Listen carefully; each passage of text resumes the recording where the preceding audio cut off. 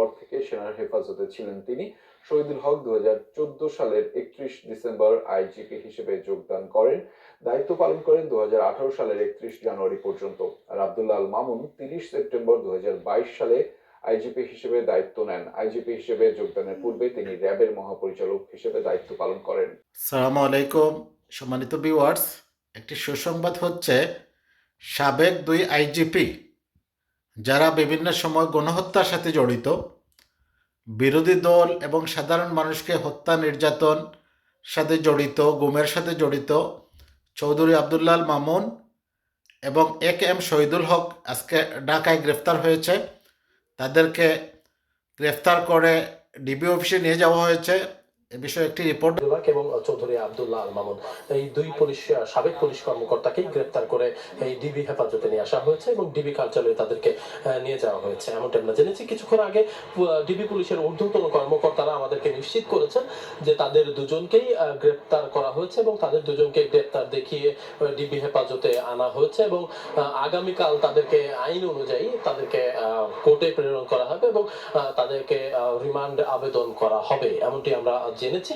একটি বিষয় একটু জানাতে চাই, তাদের বিরুদ্ধে 5 আগস্ট এই শেখ হাসিনা সরকারের পতনের পর বিভিন্ন গণহত্যা, বিভিন্ন হত্যাকাণ্ড বা পুলিশের গুলিতে নির্বিচারে মানুষ হত্যার যে ঘটনা জুলাই এবং আগস্টে ঘটেছে, অর্থাৎ বৈষম্য বিরোধী ছাত্র আন্দোলনে যে নিপীড়ন চালিয়েছে আইন শৃঙ্খলা বাহিনী এবং পুলিশের গুলিতে যারা নিহত হয়েছে, সেই ঘটনায় এই চৌধুরী আব্দুল্লাহ আল মামুন, সাবেক আইজিপি এবং শহীদুল হক, তাদের বিরুদ্ধে ঢাকা এবং ঢাকার বাইরেও বেশ কয়েকটি মামলা রয়েছে এবং হত্যা মামলা রয়েছে। বিশেষ করে সেই মামলায় তাদেরকে গ্রেফতার করা হবে। তবে এখন পর্যন্ত ঠিক কোন মামলায় তাদেরকে গ্রেফতার দেখানো হয়েছে বা কোন মামলায় গ্রেফতার দেখিয়ে তাদেরকে আগামীকাল কোর্টে প্রেরণ করা হবে, সেই বিষয়টি এখন পর্যন্ত আমরা নিশ্চিত হতে পারিনি এবং ধারণা করা হচ্ছে যে ঢাকার যে কোনো একটি হত্যা মামলায় তাদেরকে গ্রেফতার করা হয়েছে। এবং একটি বিষয় একটু জানাতে চাই, তাদেরকে আধা ঘন্টা থেকে 1 ঘন্টা আগে তাদেরকে শহীদুল হককে উত্তরা থেকে এবং চৌধুরী আব্দুল্লাহ আল মামুনকে ঢাকা থেকে গ্রেফতার করা হয়েছে।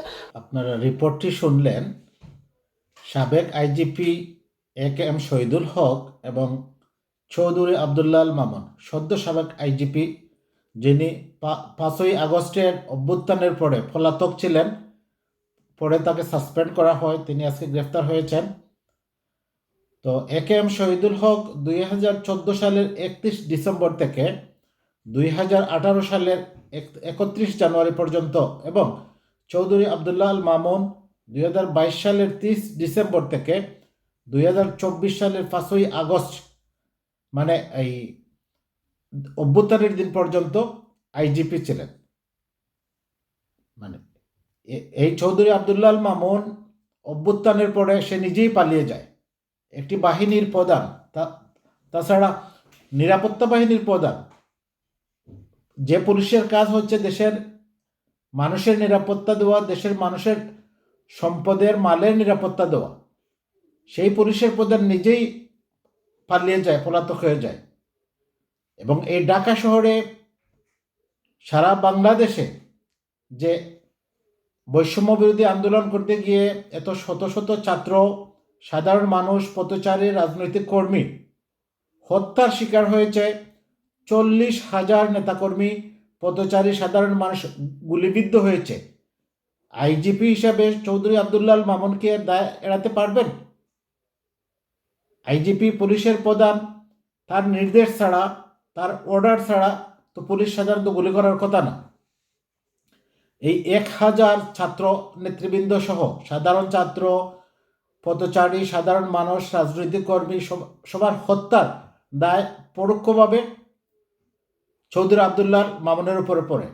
এবং 2014 সালের 31 ডিসেম্বর থেকে 2018 সাল পর্যন্ত এবং 18 সালের নির্বাচন পর্যন্ত যত হত্যা, গুম এবং মানে নির্যাতনের শিকার মানুষ হয়েছে পুলিশের মাধ্যমে, এই সকল নির্যাতন, হত্যা দায় এড়াতে পারবেন না সাবেক আইজিপি এম শহীদুল হক।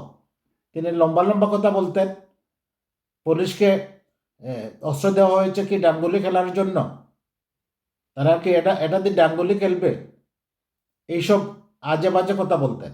দায়িত্বশীল জায়গায় অবস্থান করার পরেও তিনি আজে বাজে কথা বলতেন। এখন পুলিশ তাদেরকে গ্রেফতার করেছে, ডিবি অফিসে নিয়ে আসা হয়েছে, আগামীকালকে তাদেরকে আদালতে তোলা হবে এবং স্বাভাবিক কারণে পুলিশ রিমান্ড চাইবে। ইতিমধ্যে তাদের বিরুদ্ধে অসংখ্য খুনের মামলা দায়ের করা হয়েছে সারা দেশে বিভিন্ন জায়গায়। এখন তারা কি জবাব দেয়, তাদের কি বিচার হয়, এখন এটা দেখার পালা। সম্মানিত ভিউয়ার্স, সবার জন্য শুভকামনা। আল্লাহ হাফিজ।